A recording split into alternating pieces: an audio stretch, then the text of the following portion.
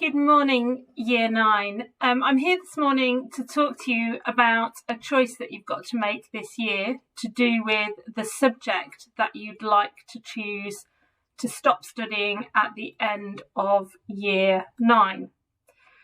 So I want to talk to you a little bit about the subjects that you're going to continue to study. So as you move into Year 10 at the end of this year, all Year 10 and 11 students study compulsory subjects. These are the same as you study now. They're called core subjects.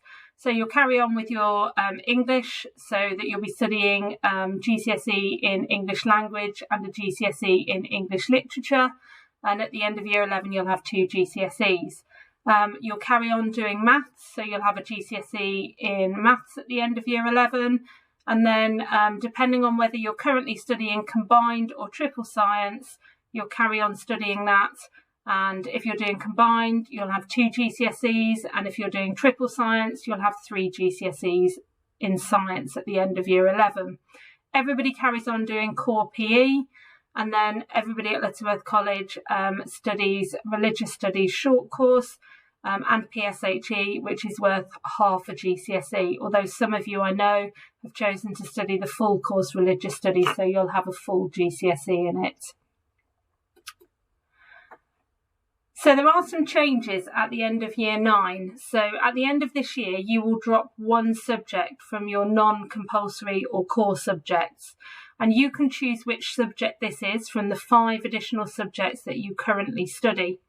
So this will mean that you study 4 subjects in Years 10 and 11 alongside your compulsory subjects. The lesson time from your 5th subject will be divided between your remaining 4 subjects to ensure that you cover all the GCSE content for each subject in Years 10 and 11. So at the moment you have 4 hours a fortnight for each of your 5 subjects on top of your core subjects. Next year, you'll have 4 subjects and you'll have 5 hours a fortnight in each of those subjects. If you currently study combined science, then you must continue with at least 1 English baccalaureate subject. And these subjects are geography, history, computer science, French and Spanish. So if you're only doing combined science, then you have to continue with 1 of those 5 subjects. You can continue with more. So if you're doing geography and history and you want to carry on doing both, then you can. Or if you're doing geography and French and you want to carry on doing both, then you can. But if you're doing combined science, you have to do 1 of those 5 subjects as well. If you currently do integrated humanities in Year 9, then this will be the subject that you will drop at the end of Year 9. You don't need to choose a subject. Everybody doing integrated humanities will stop doing that at the end of this year. So when you're trying to decide which subject you want to stop studying at the end of this year, you need to think really carefully about it before you submit the request. You should think about which of your subjects that you're enjoying the most, which ones you're doing well in, so how have you done in your assessments in those subjects, which ones suit how you like to learn, so which ones perhaps have been more project-based, maybe more coursework, or if you like doing assessments and exams, which ones have been more exam-based. And you should also try to keep a broad and balanced range of subjects that you study. I said to you this time last year that there are very few A-levels that you can't pick up or college courses that you can't pick up, no matter what GCSE subjects that you've studied. So try not to worry too much about, I must carry on doing this if I want to go on and do that when I'm in Year 11. It's important to try to keep a broad and balanced range of subjects. Now, there are a couple of things that you should bear in mind. Your classes are likely to be different in Year 10, so you should choose to continue with a subject.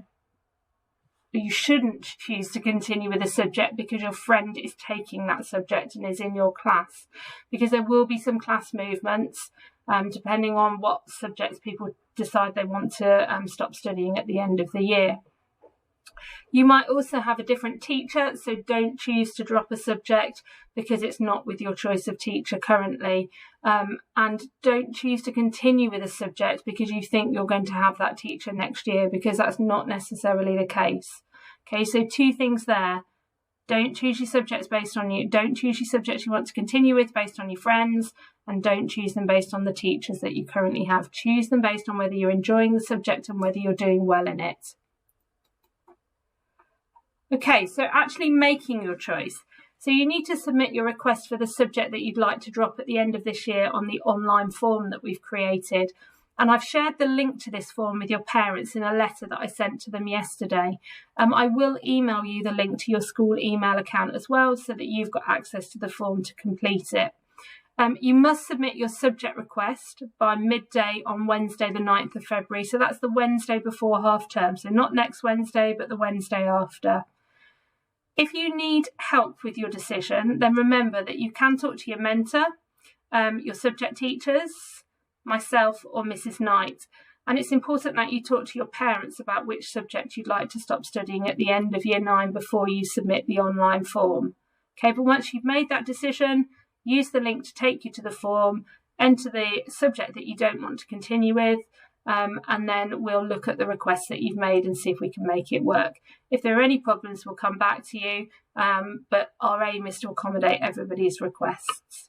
Okay, thank you for listening, Year 9.